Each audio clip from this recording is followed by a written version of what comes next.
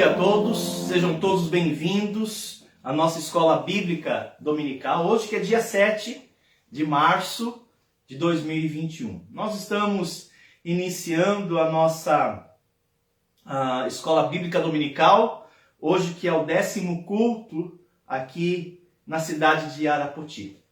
Obrigado pelas suas orações, obrigado pelo seu apoio. Quero bem-vindar também, de modo especial, a todos vocês que estão nos acompanhando, a todos vocês que nos acompanharão, né? Sei que algumas pessoas aqui de Arapoti, alguns irmãos de Jaguariaíva, outros de Piraquara, também alguns outros diversos irmãos espalhados aí pelo nosso lindo Brasil. Muito bem, nós vamos dar início à nossa escola dominical, lendo um trecho contido na Palavra de Deus. Então, por favor, abra sua Bíblia no livro de Romanos, capítulo 6. Romanos, capítulo 6, vamos dar início lendo um trecho da Palavra de Deus. Romanos, capítulo 6. Versículos, nós vamos ler do versículo 4... do versículo 4 até o versículo 7. Romanos, capítulo 6, do versículo 4 até o versículo de número 7. Vamos ler. Diz assim a palavra de Deus: de sorte que fomos sepultados com ele pelo batismo na morte, para que, como Cristo ressuscitou dos mortos, pela glória do Pai, assim andemos nós também em novidade de vida. Porque se fomos plantados juntamente com Ele na semelhança da sua morte, também o seremos da sua ressurreição. Sabendo isto, que o nosso velho homem foi com Ele crucificado, para que o corpo do pecado seja desfeito, a fim de que não sirvamos mais ao pecado. Porque aquele que está morto está justificado do pecado. Amém? Pedi a Juliana que ore a Deus, pedindo a Ele que abençoe o nosso culto, né? As pessoas que estarão nos acompanhando, que Deus também possa estar abençoando aqueles que se encontram adoecidos, acometidos aí de alguma enfermidade. Sabemos que temos vivido dias difíceis, né? Até inclusive alguns irmãos estão aí vivenciando um luto, né? Estão se recuperando, e nem sei se posso dizer recuperar, né? Porque às vezes é uma ferida que se abre e somente Deus pode cicatrizá-la. Então, que Deus possa visitar essas pessoas que se encontram tristes, né? Por algum evento que ocorreu na sua vida e na vida dos seus familiares. Então, vamos dar início à oração e a Juliana vai orar. Senhor, Deus eterno, obrigada, Pai, por mais um dia que o Senhor tem nos concedido. Obrigado por tuas misericórdias que foram renovadas esta manhã. Obrigado, Senhor, pela tua fidelidade em nossas vidas. Pai, perdoa as nossas falhas, perdoa as nossas transgressões, para que possamos ter sempre comunhão com o Senhor, para que essa oração possa chegar diante do trono do Senhor e alcançar a graça e a misericórdia para as nossas vidas, Senhor. Eu oro pedindo que o Senhor abençoe este momento que vamos ter agora, de louvar ao Senhor através da música, também de ouvir a tua palavra. Que o Senhor possa estar abençoando a mensagem que será transmitida para as pessoas que estão lá do outro lado, em suas casas, para nós que estamos aqui, que o teu Santo Espírito possa estar agindo em nossas vidas, trabalhando em nossos corações, fazendo-nos conforme a imagem do Senhor Jesus Cristo. Eu oro por aqueles, Deus, que estão em hospitais, estão com enfermidades, estão passando por problemas de saúde, que o Senhor possa estar trazendo a cura, Deus, para os seus corpos físicos. Eu oro por aqueles, Deus, que perderam um ente querido, um amigo, uma pessoa próxima, que o Senhor, Deus, possa estar confortando, consolando, e encorajando, Deus, essa pessoa e trazendo aquela paz que excede todo entendimento, guardando o coração de cada um dos seus filhos, Pai. Abençoa o dia de hoje e tudo que viermos a fazer, que seja feita para a tua honra e a tua glória. Em nome de Cristo Jesus, que eu lhe peço e lhe agradeço. Amém. Amém. Muito bem, na sequência nós vamos cantar o hino. Eu coloquei a letra no Facebook. É um hino familiar dos irmãos, né, Batista. É o número 182, O Sangue de Cristo. Nós estamos estudando aí uma série Salvação. Hoje vai ser o segundo estudo sobre salvação, né? Então, nada mais apropriado do que meditarmos num hino que nos faz refletir sobre a salvação de Deus. Vamos cantar então. O Sangue de Cristo.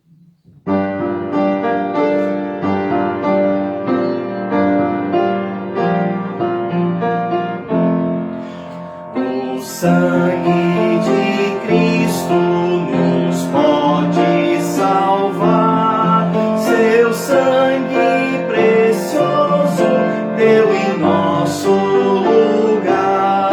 Desceu lá da glória e foi para a cruz. Morreu pelo mundo, aquele que é luz. O sangue de Cristo se derramou por meus pecados, oh quanto pagou. Filho de Deus, tão cheio de amor, minha alma toma, ó bom Salvador.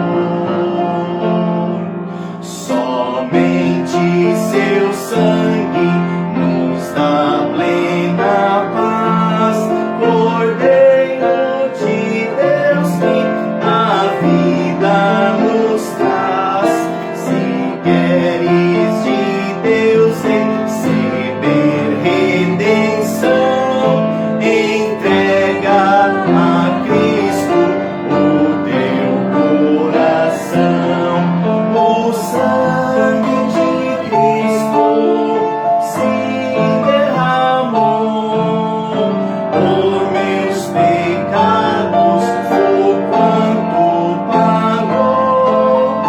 Filho de Deus, tão cheio de amor, minha alma toma, ó bom Salvador.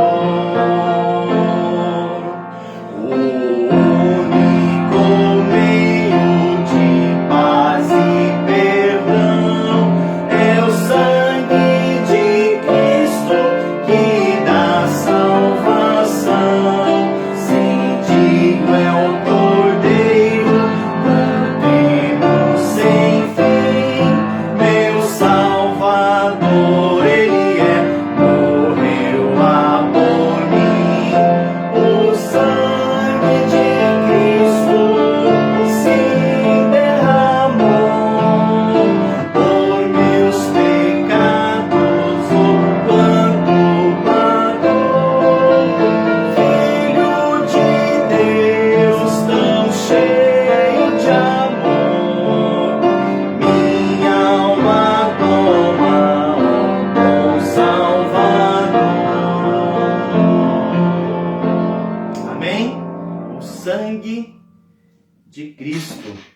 Muito bem. Também quero desafiá-los, né? No culto de quinta-feira eu comentei, um irmão de Salém fez um pedido e eu atendi, quer dizer, vou atender e também desafiar outros.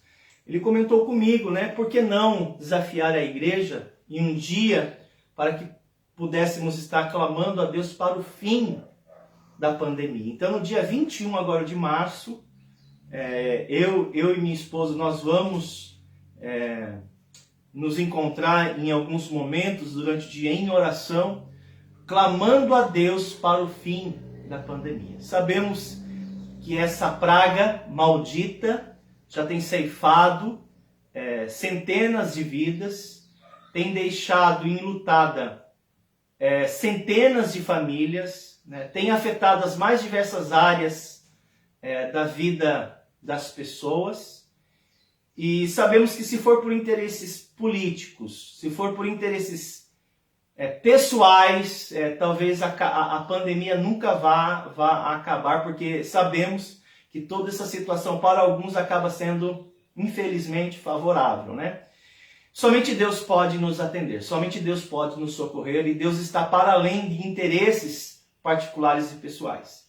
Então nós vamos levantar um clamor no dia 21, espero que você possa abraçar também esse convite e orar a Deus, pedindo a Ele que interfira, intervenha e faça cessar essa praga. Muito bem, vamos estudar então a palavra do nosso bom Deus. O batismo nas águas não tem poder para redimir uma pessoa de seus pecados. Esse é o título da mensagem desta manhã, né? O batismo não tem poder para redimir uma pessoa de seus pecados. Nós estamos estudando uma série, né? E nós vamos estar abordando alguns aspectos falseáveis a respeito da salvação, isto é, alguns conceitos errados, alguns conceitos que são heresias, né, muitas vezes pregado por falsos mestres a respeito da salvação de Deus, que ao invés de levar pessoas a Cristo, acaba levando-as mais apressadamente ao inferno, uma vez que em vida elas se recusarão a receber a Jesus como seu Salvador, porque acabam confiando em outros elementos que não têm nada a ver com a salvação. Então, esses estudos têm como finalidade fazer alguns esclarecimentos, ou pelo menos contribuir para que assim o seja. Tá bom? Então, o batismo nas águas, né, não tem poder algum, nenhum, para redimir uma pessoa de seus pecados, né? Eu acho isso muito interessante e relevante, porque eu fui batizado no dia 31, né, final do ano, passagem de ano, no dia 31 de dezembro do ano 2000. E aquele dia, né, foi um dia muito importante para a minha caminhada cristã, ou melhor, para o início da minha caminhada cristã. Na realidade, aquele dia do meu batismo oficializou o início da minha caminhada cristã. Porque naquele dia que eu desci as águas e eu fui batizado, eu me identifiquei com Cristo publicamente. Foi naquele dia, né, que eu demonstrei a minha fidelidade, o meu compromisso com Cristo, né, por meio de uma igreja local, né? Eu me identifiquei publicamente com a sua morte, né, com o seu sepultamento e com a ressurreição de meu Senhor. Foi através do batismo, né? Foi um testemunho público, né, seguindo o exemplo de meu Senhor, porque Ele havia me salvado. Não porque o batismo me salvaria. Isso jamais. Foi um testemunho público através daquele símbolo solene, belo e bíblico, que eu desci as águas. Eu dei testemunho que eu fui salvo, mas não que eu fui salvo no batismo. A minha fé em Jesus Cristo precedeu o meu batismo. Não foi o batismo, foi minha fé em Jesus Cristo, na sua morte, a minha fé no seu sepultamento, na sua ressurreição, que me salvou. E em seguida, eu desci as águas para dar esse testemunho, para tornar público a minha conversão. Então foi uma maneira simbólica, apenas isso, de demonstrar isso, né? Que eu morri com Cristo, eu fui sepultado com Cristo, E a partir daquele símbolo público, aquele mandamento público, que é o batismo, eu estaria demonstrando à igreja local, ou pelo menos às pessoas que ali estavam assistindo, mesmo que fosse apenas uma pessoa, eu estaria demonstrando que eu andaria a partir daquele momento em novidade de vida, né? Eu estaria oficializando o início da minha caminhada cristã, porque o Senhor havia me salvado.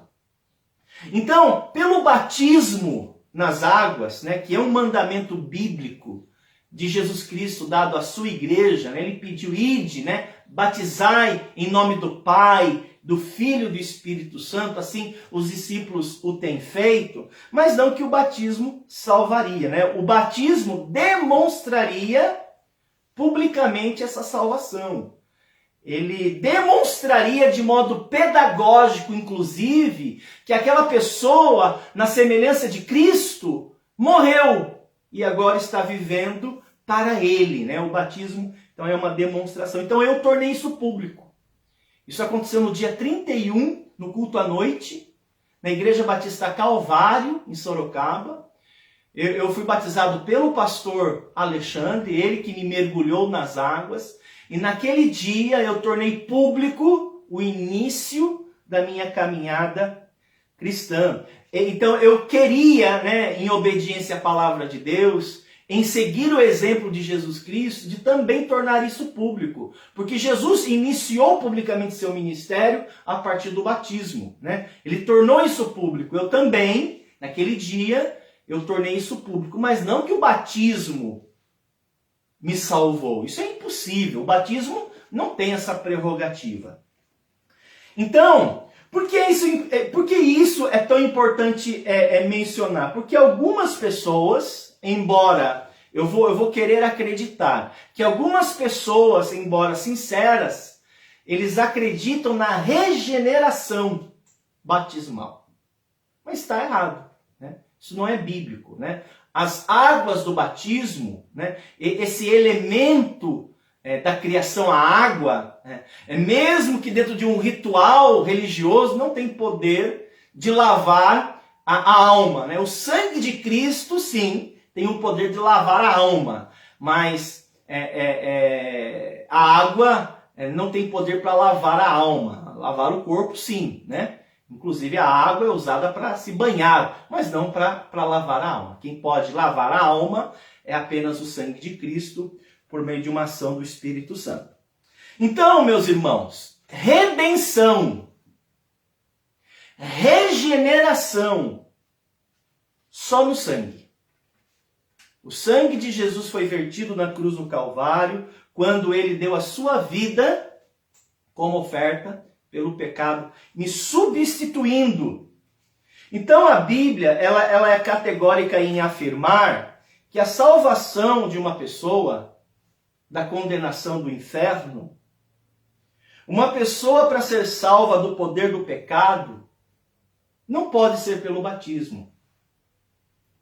Embora eu particularmente tenha sido batizado nas águas, em obediência à palavra de Deus, demonstrando o meu compromisso com a palavra de Deus, a minha fidelidade a partir daquele momento com Cristo, e desde então tenho mantido essa fidelidade, e espero mantê-la até que Cristo venha, ou até que eu parta, mas em nenhum momento aquele batismo me salvou. Algumas pessoas, eles pegam um texto, né, para provar que o batismo nas águas tem esse poder de regenerar uma pessoa espiritualmente, né?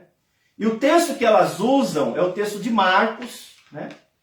Só que esse texto de Marcos, que é Marcos 16, você pode abrir para lá, a Juliana vai ler para a gente, é o 16, tá? Esse texto, irmãos, ele tem sido lido, ele tem sido interpretado, inclusive existem doutrinas, né, que foram estabelecidas em cima desse texto, mas de uma leitura equivocada, uma leitura, uma interpretação completamente desviada da verdade, né? Eu não duvido que haja pessoas sinceras, mas também existem pessoas que propositalmente estão manipulando as escrituras a seu bel prazer. Isso é errado, isso é uma heresia. A Bíblia fala que existem mestres, falsos mestres, né? E eles vão fazer isso, eles vão criar doutrinas segundo o seu bel prazer, mas não é esse o nosso objetivo. Irmãos, quando você pega um texto para ler, né, quando você firma e forma uma doutrina bíblica, né, na verdade você apenas a extrai da Bíblia, você não cria nada, né, porque já está tudo pronto. Você tem que tomar muito cuidado, porque você não pode ler apenas uma parte do versículo, né? Se você ler apenas uma parte do versículo, você pode ser levado a compreender uma mensagem, uma interpretação que o texto, ou o autor do texto, nunca tivesse a intenção de dizer aquilo, né? Então você não pode apenas fazer recortes de textos bíblicos, porque senão você vai criar todo tipo de perversão doutrinária. Não, você tem que ler o versículo na íntegra. E muitas das vezes, e de modo inclusive saudável, você tem que pegar todo o contexto, para você ter uma leitura correta do texto. E esse texto é a mesma coisa. Se você ler a primeira parte do versículo 16... você pode até ser levado a compreender uma coisa, mas tem que ver o versículo na íntegra. E às vezes é importante eu mencionar isso, preste atenção. Existem alguns textos da Bíblia que eles não são tão claros em si. Mas como é um texto muito abrangente, você tem que perguntar o seguinte: será que outro escritor bíblico, outro livro da Bíblia Sagrada, será que existe algum outro texto sagrado que falou sobre a mesma coisa? Que possa trazer luz a esse texto que eu estou estudando? A resposta é sim. Então, quando você pega um texto meio nublado, um texto meio cinza, né? Não é preto no branco, não é um texto muito claro, ele gera uma dúvida honesta, né? Não falseável, uma dúvida honesta. O que você faz? Você vai procurar na Bíblia Sagrada outros trechos de outros escritos sagrados que falem a mesma coisa. E você faz ali uma comparação. E talvez ao fazer uma comparação, esses outros textos que falam de modo mais completo, ele pode jogar luz e clareza nesse texto. Você pode então fazer uma interpretação correta e saudável. Mas Marcos capítulo 16, ele vai dizer o seguinte, a Juliana vai ler a primeira parte do versículo. E se você ler apenas a primeira parte do versículo, você pode ser levado a entender uma coisa. Mas não faça isso. Leia o versículo na íntegra, considere o contexto e, se necessário, vá a outros textos buscar mais informações a respeito desse assunto. Mas vamos fazer um recorte? Só para ver o que a gente entende? Você vai ver que é isso que as pessoas entendem. Apenas a primeira parte do versículo. Juliana. Quem crer e for batizado será salvo. Olha que interessante. Leia de novo. Ouça. Quem crer e for batizado será salvo. Veja, se você pegar esse texto fora do seu contexto, se você pegar esse texto e fazer um recorte apenas dessa primeira parte, dessa frase, você vai ser levado a entender que o batismo nas águas, ele tem alguma parte nesse processo de redimir uma pessoa, de resgatar uma pessoa. Só que não foi isso que Jesus quis dizer, né? Não foi isso que o texto bíblico quer dizer. Mas se você fazer esse recorte e você fazer esse pretexto, aí você pode, na verdade, você pode afirmar o que você quiser. Você pode pegar qualquer texto da Bíblia Sagrada, sair por aí fazendo recorte e ficar criando doutrinas. Mas isso é muito desonesto. E você pode levar as pessoas a acreditarem em pontos doutrinários que são completamente desviados, né, da verdade. O que diz a segunda parte do versículo?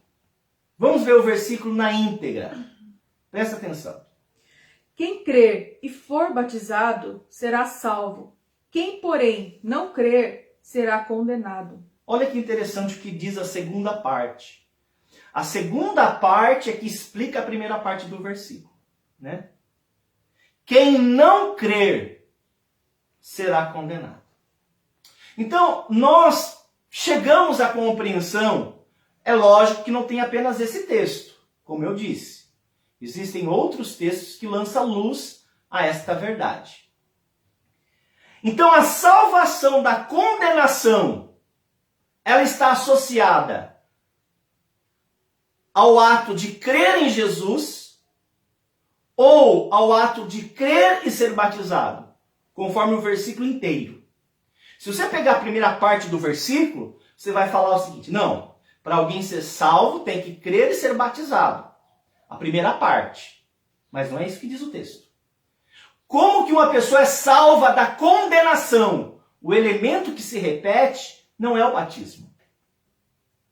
Qual é o elemento que se repete? O que diz o texto? Deixa o texto dizer. É a fé. É o ato de crer. E por que ele colocou o batismo aqui? A resposta é muito simples, né? Porque o primeiro passo de obediência de alguém que se converteu é o batismo. Não existe outro. É o primeiro passo de obediência de uma pessoa que se converte ao batismo. Por isso ele colocou isso aí. Então, eu recebi a Jesus Cristo, no meu caso, eu recebi a Jesus como meu Salvador no dia 25 de novembro do ano 2000. No dia 25 de novembro. No dia 31 de dezembro do mesmo ano, pouco mais de um mês, eu desci as águas. Então, eu criei, eu fui salvo da condenação no dia 25, segundo a Bíblia. No dia 31 eu desci as águas. Mas não quer dizer que ao descer as águas eu fui salvo. Não. Quer dizer que eu dei publicamente um testemunho da fé que eu havia depositado em Jesus Cristo como meu Salvador. Então veja que interessante. Você precisa às vezes recorrer, inclusive a outros textos que traz luz, né? E você vai perceber, são diversos textos que dão muita clareza a respeito do que é necessário para uma pessoa ser salva. E eu acredito que, majoritariamente, boa parte dos cristãos tem essa compreensão. Sim, existem alguns grupos religiosos, alguns grupos evangélicos, que acabam agregando à redenção, à regeneração, alguns outros elementos, mas são bem poucos. Mas essas pessoas, elas estão ensinando uma heresia, né? Uma heresia. Por que uma heresia? Porque não é isso que o texto bíblico está dizendo. Deixe-me dar aqui um exemplo, né? Uma pergunta: será que outros escritores bíblicos falaram sobre esse mesmo assunto? A resposta é sim, né? Quer ver? Veja um texto. 1 de Pedro, capítulo 1, versículo 18. 1 de Pedro, capítulo 1, versículo 18 até o 21. Então, se você tem a sua Bíblia, perdoe minha insistência, mas leia comigo. 1 de Pedro, capítulo 1, 1 de Pedro, capítulo 1, versículo 18 até o versículo 21. Eu gostaria que você lesse esse texto na íntegra com o seguinte pensamento. Esse texto que vamos ler, ele traz luz sobre como uma pessoa ela é resgatada de seus pecados? Com essa pergunta em mente, leia o texto e deixa o texto responder. A Juliana vai ler para a gente, do versículo 18 até o versículo 21. Sabendo que não foi mediante coisas corruptíveis, como prata ou ouro, que fostes resgatados do vosso fútil procedimento que vossos pais vos legaram, mas pelo precioso sangue, como de cordeiro sem defeito e sem mácula, o sangue de Cristo, conhecido, com efeito, antes da fundação do mundo, porém manifestado no fim dos tempos por amor de vós, que por meio dele tendes fé em Deus, o qual o ressuscitou dentre os mortos e lhe deu glória, de sorte que a vossa fé e esperança estejam em Deus. Olha que interessante que o apóstolo Pedro disse aqui, né? O apóstolo Pedro, né, de acordo com esse texto, ele vai dizer que fomos resgatados do vosso fútil procedimento pelo precioso sangue, sem mácula, sem defeito, o sangue de Cristo. Então, uma pessoa, ela é resgatada, ela é trazida da morte para a vida através do sangue do Cordeiro, o sangue de Cristo que foi derramado na cruz do Calvário. Ou seja, o sangue de Jesus é suficiente, não precisamos agregar nada. Né? Semana passada falamos sobre os mandamentos. Né? Algumas pessoas acreditam, já conversamos sobre isso, que os mandamentos da lei podem de alguma forma contribuir para a salvação de uma pessoa. Nós estudamos, né? Tá na pregação de quinta-feira, e nós descobrimos que não. Né? A lei não tem esse propósito. A lei, né, de Moisés não tem esse poder. O sangue de Cristo tem. Mas não apenas a lei. Algumas pessoas agregam outros elementos, né? Como, por exemplo, o batismo. E o texto de Pedro é muito claro, né? Que fomos resgatados por meio do sangue de Cristo. Então, irmãos, não é necessário agregarmos nenhum elemento exceto a fé em Jesus Cristo. O apóstolo Paulo, em outra ocasião, em outro livro, ele vai dizer, irmãos, que para a salvação da nossa alma não é necessário nenhuma obra meritória, né? Nenhuma obra de justiça própria. Ele vai dizer em outro texto, né? Porque o batismo, queira ou não, acaba sendo identificado como uma justiça própria, né? Como se eu me salvasse. Não, eu não posso me salvar. Eu não tenho esse poder. Né? Ou até mesmo a prática da guarda de um mandamento ou de todos os mandamentos. Inclusive, o estudo dessa noite vai ser sobre o sábado. Né? Algumas pessoas pegam o sábado e vão dizer que o sábado também tem alguma contribuição para que uma pessoa seja salva. E não é verdade. O sacrifício de Cristo na cruz, ele foi suficiente para resgatar e garantir a salvação de quem quer que seja. Então a salvação ela não pode ser por obras meritórias. Não pode por diversas razões. Mas se eu pudesse lhe dar uma, estaria bom, porque a Bíblia diz o quê? Né? A razão é o que a Bíblia diz. Veja o que Paulo falou em Efésios. Abra sua Bíblia, se você puder, na carta de Paulo aos Efésios. Efésios capítulo 2.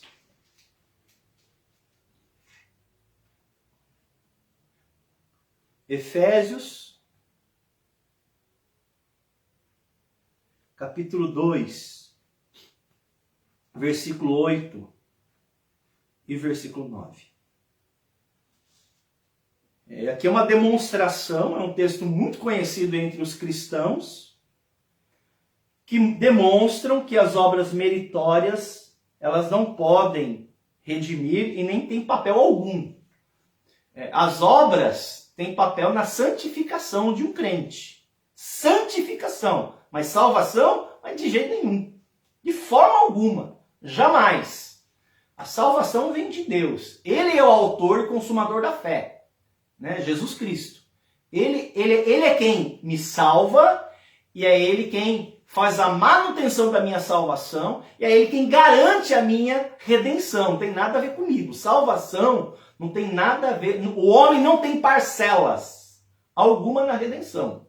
A salvação vem de Deus, como disse Jonas, né? A salvação vem do Senhor.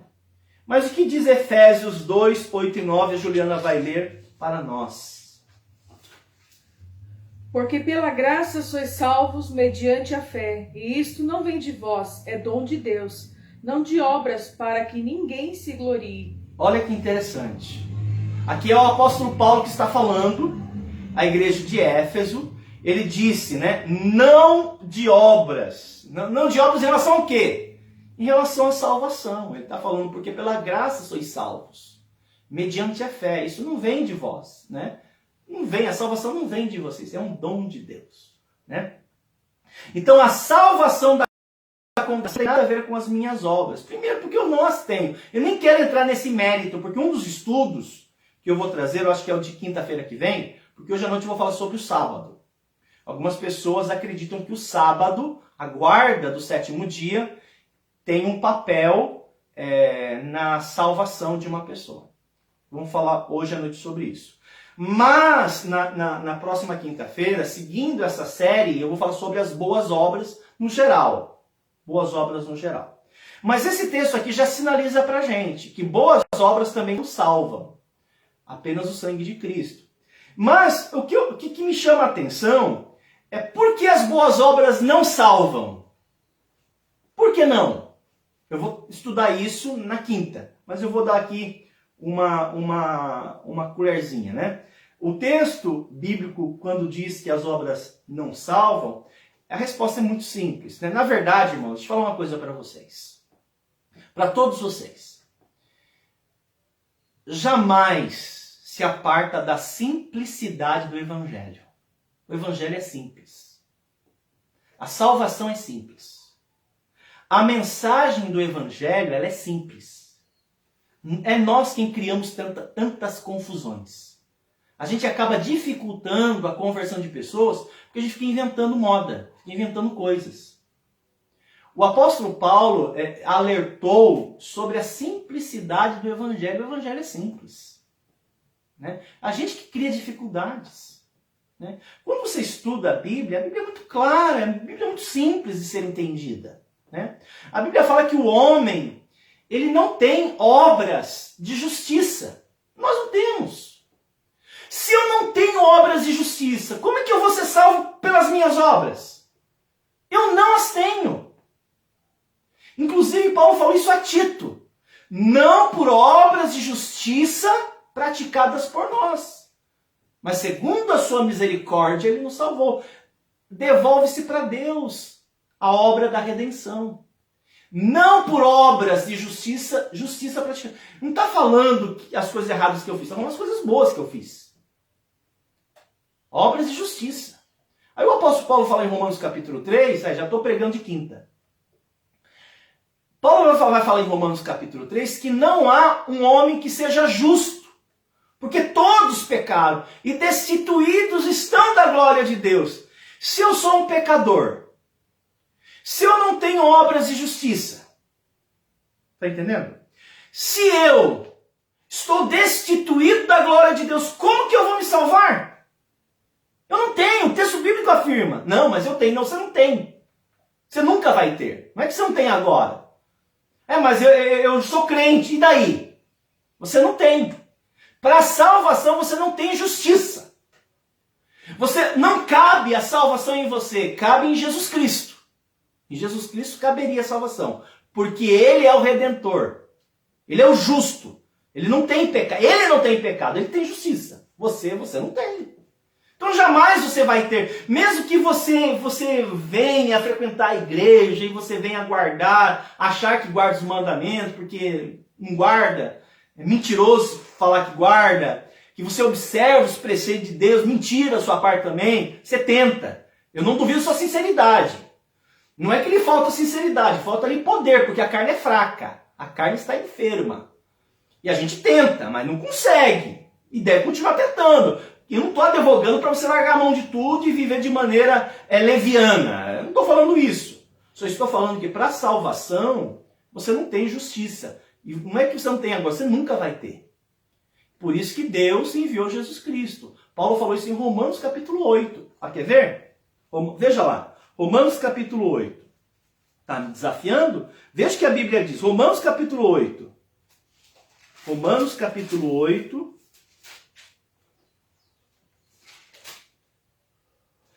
Versículo 3. Olha que interessante que diz aqui o texto. Juliana. Porquanto o que fora impossível à lei, no que estava enferma pela carne, isso fez Deus enviando o seu próprio Filho em semelhança de carne pecaminosa e no tocante ao pecado, e com efeito condenou Deus na carne o pecado. Veja o que diz o texto. Analise comigo o texto. Romanos capítulo 8, versículo 3. Primeiro, é impossível que a lei me salve. Porque a lei é dada, a lei é boa, a lei é santa, mas ela foi entregue a pessoas enfermas, né? O texto fala que a carne está enferma. Não é a minha carne, está falando sobre a minha natureza de pecado. Todo ser humano tem uma natureza de pecado.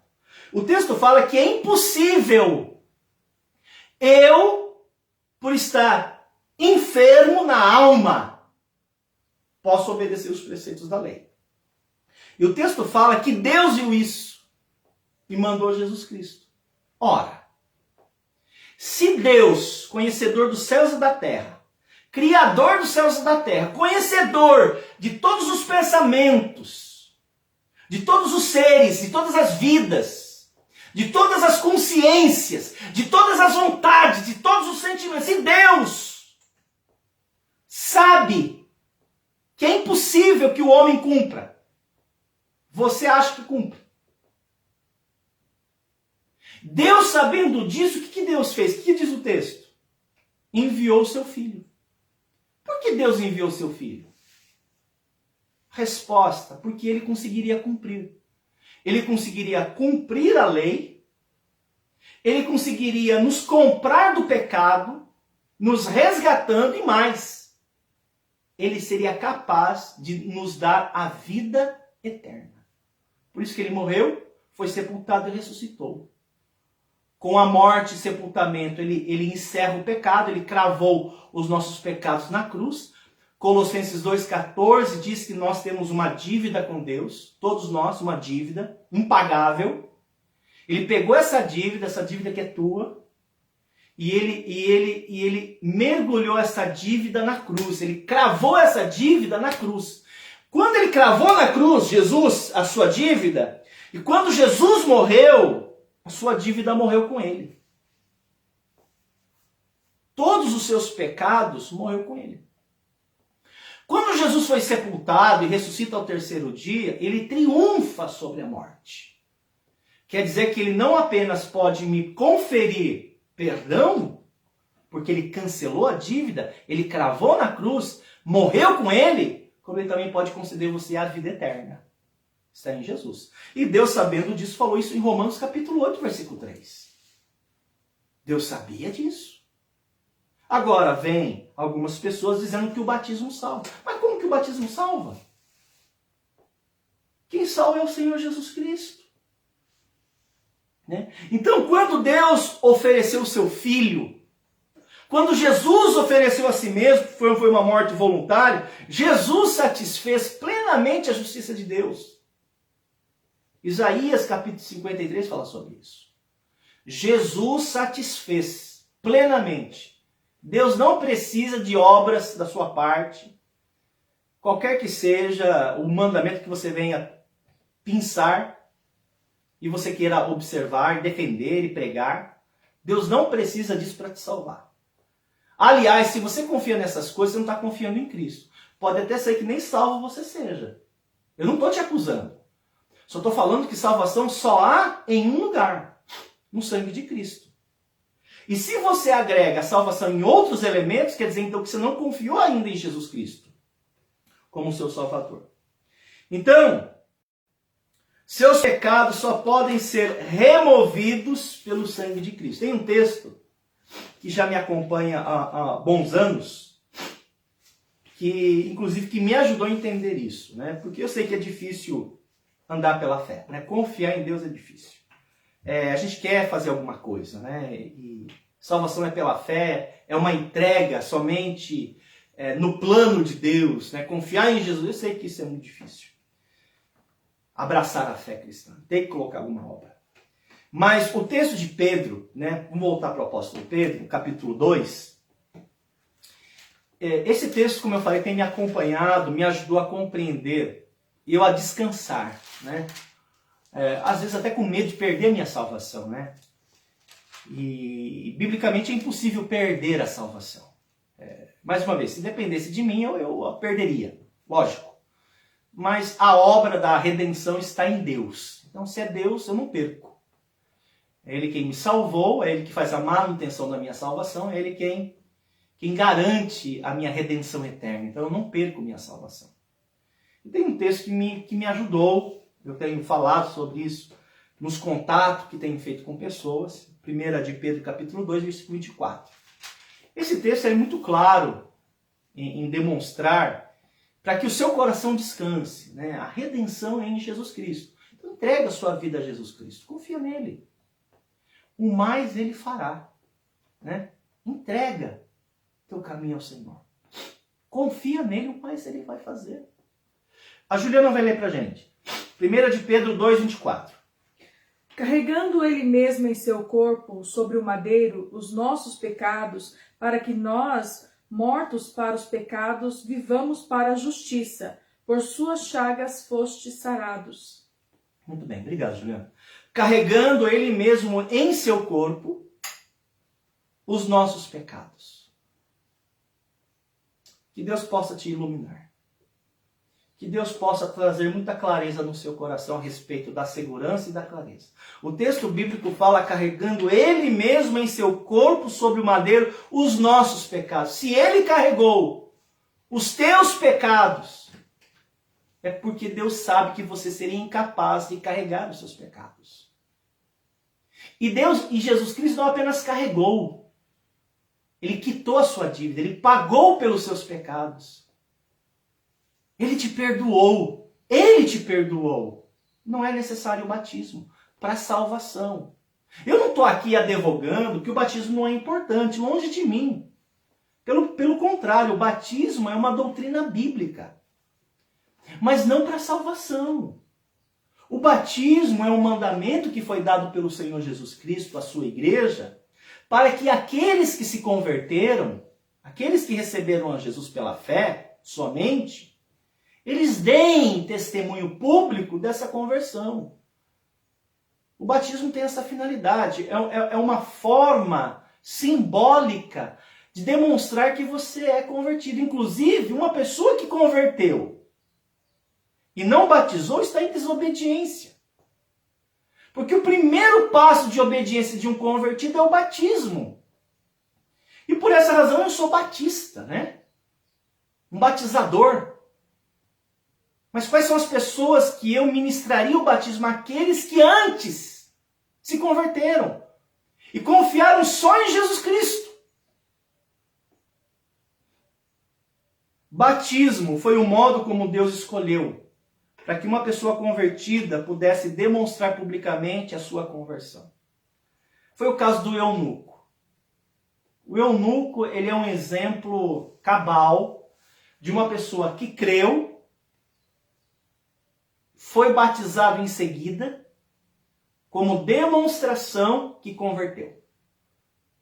O texto diz assim, Atos capítulo 8, versículo 34. Atos capítulo 8, versículo 34. Então, o eunuco disse a Felipe. Atos 8, 34. Então o eunuco disse a Felipe, peço-te que me expliques a quem se refere o profeta. Ele estava lendo o profeta Isaías. Fala de si mesmo ou de algum outro? Então Felipe explicou. E começando por esta passagem da Escritura, anunciou-lhe a Jesus. Seguindo eles caminho fora, chegando a certo lugar onde havia água, disse o eunuco, eis aqui água, que me impede de ser batizado? Felipe respondeu, é lícito, se creres de todo o coração.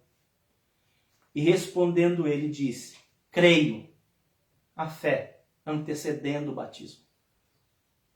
Creio que Jesus Cristo é o Filho de Deus.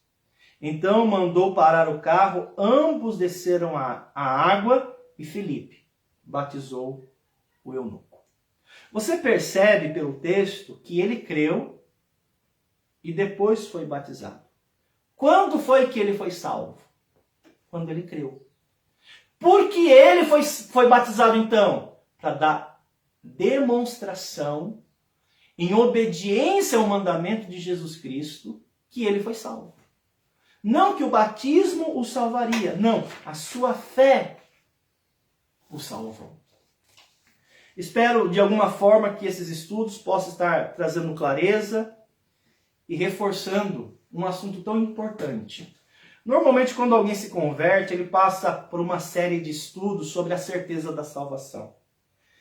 E interessante que, trazendo esses estudos, muitos dos irmãos que estão acompanhando a pregação, eu creio que o sentimento é o mesmo.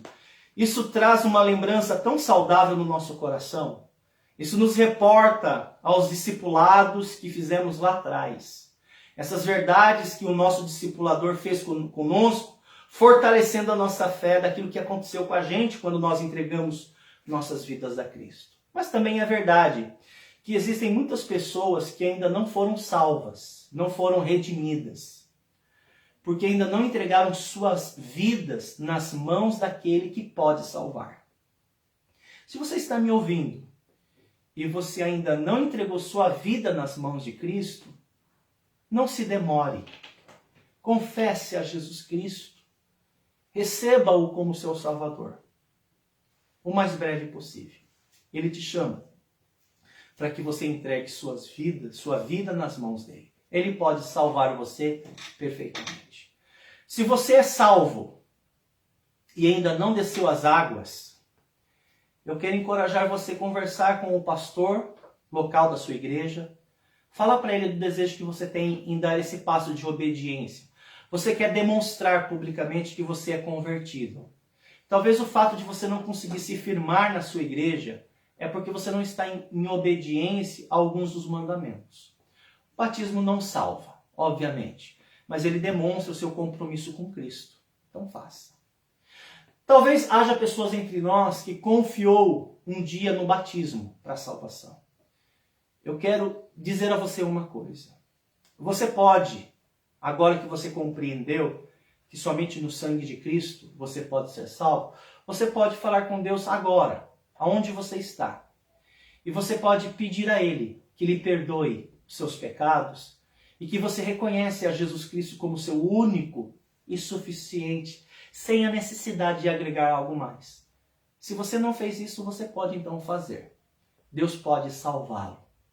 Que Deus acompanhe, que Deus abençoe. Obrigado pelo tempo de vocês. Estamos encerrando a nossa Escola Bíblica Dominical de hoje. Logo mais à noite vamos estar novamente nos encontrando às 6h30 e vamos estudar ainda essa série e vamos ver um pouquinho sobre o sábado, tá bom? Então obrigado, Deus abençoe a todos. Vamos orar. Querido Deus, trabalha no coração das pessoas e ajude-as a entender o plano da redenção. Eu peço, ó Pai, que alguns irmãos em Cristo que estiverem vendo esse vídeo possam repartir esse conteúdo para com algumas outras pessoas, a fim de que elas entendam e possam ser salvas. Pai, salva pessoas perdidas. Em nome de Jesus. Amém. Obrigado a todos e tenham um bom dia.